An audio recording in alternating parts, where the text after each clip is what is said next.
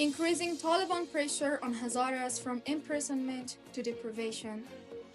Under global silence, Izzatullah Rahimi, a Hazara student, has not only endured 40 days in Taliban prison but has also been banned from continuing his education. This act, a clear example of the Taliban's discriminatory policies, is another alarming sign of systematic oppression against Hazara youth in Hazaristan. Hazaristan, once a land where young people dreamed of a bright future, is now covered by the dark shadow of repression. Izzatullah Rahimi, a young Hazara student, was imprisoned for 40 days in Taliban's dark cells. When he was finally released, he not only carried the burden of suffering and humiliation, but has also lost his right to education. According to local sources, this unjust punishment was issued without any reason and is just one part of the Taliban's systematic campaign against the Hazara community. Rahimi, originally from Khidir district of Daikundi, was a first-year economics student at Kabul University. On December 2nd, he was arrested from his dormitory at Kabul University.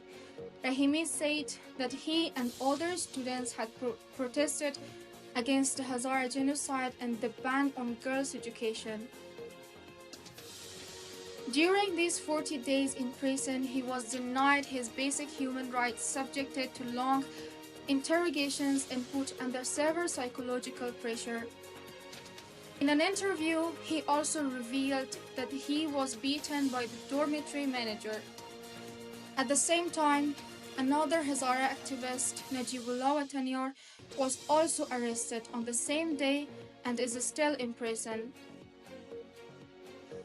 The families of these two young men had previously asked international organizations and human rights groups to help secure their release, but no response has been given so far.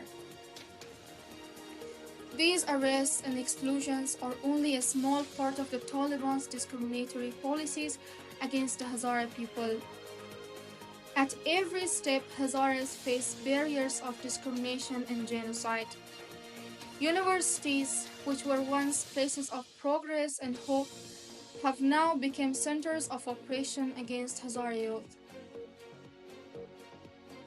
And this pressure is not limited to students alone.